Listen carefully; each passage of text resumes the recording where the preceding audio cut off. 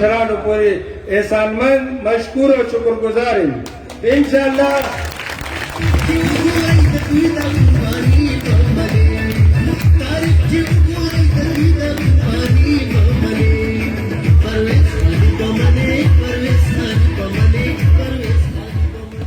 زه او قائد اعظم لا چې اجریا صاحب په جرګه کې د هغوی ځای ته لاړو، هغوی مهرباني وکړه، شمولیت وکړو، د نوښار دا نقشه بدلېدل شروع شو.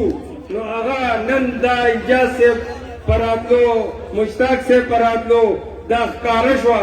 دا د سیټي اسحاق صاحب، دا د سیټي دا یو سر دی، دا کې بل سر دی. انشاءالله ټول نوښار انشاءالله څنګه چې قائد اعظم لا ووایي بکسې به هغلته کوم صورتحال هغوی پیش کو، دلته به هغې نه زیات صورتحال به که خیري تاسو ته وښیو. زه د پرویز خټک صاحب زه چې ANP نه تلم، ما پسې ټولو پارټیانو خدای دې ټولو عزت وکړي راله، خو ما چې کوشش کولو، سوچ کولو چې په دې ضلع کې صرف او صرف پرویز خټک سره حقیقي معنو کې جنگ مونږه کولو، نور ټولو هر چا ورسره څه نه څه شکل کې انډرسټینډینګ و. تاسو به وایئ چې دا څنګه انډرسټینډینګ و، څنګه دغه و. خو زه به دا ووایم چې څوک احسان فراموش دي، څوک مني او څوک نه مني، څوک یې پټه کوي.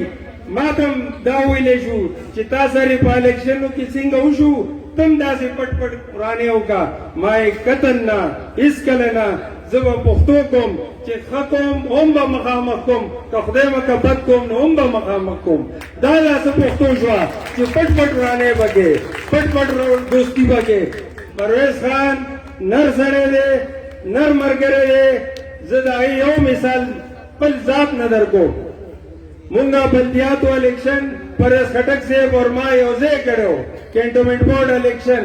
هغوی مونږه اتحادیان وو اور هغوی اتحادي کې هغوی لیاقت شباب صاحب ممبر و اور زه ځان له ملګري وو. کله چې الیکشن وګټلی شو، پرویز خان یو داسې مخلصه سړی دی چې زه هغه وخت اور اوس یاد کړم. زه وایم چې دا خدای پاک هغه له عزت ورکړی، هغه صرف او صرف په خلوص یې ورکړی، په اخلاص یې ورکړی. ځکه چې لیاقت شباب صاحب دپاره هغه ما ته شپې نوالې سر بانګونو پورې مینت کولو چې یاره دله د شپږو میاشتو چیرمني ورکړه، خو زما ضد پوره کړه چې زه دې چیرمن کړم او مظفر شاه صاحب ته وښیم چې ما دې چیرمن کو. خو هغه وخت خدای ګواه دی چې زموږ ذهن منله نه چې موږ لیاقت شباب له ووټ ورکړو او هغه چیرمن کو. موږ دا قطعا سوچ کې نه راتله. بهرحال هغه وخت ما ونه منله. زه الیکشن کې هغه وخت زه چیرمن نه شوم، خو لیاقت شباب هم چیرمن نه شو. خو نن زه سوچ کوم چې بھائی هغه وګوره، هغه مینت وګوره، هغه خلوص وګوره د پرویز خټک صاحب چې لیاقت شباب دپاره هغه ماته کولو. او زه درته یو بله خبره هم ثابته کړم چې ما نه الیکشن بل چا نه دی ګټلی، لیاقت شباب نه دی ګټلی. زه واحد هغه وخت هم پرویز خټک صاحب هغه سره تعاون کړی و او هغه ګټلې ده.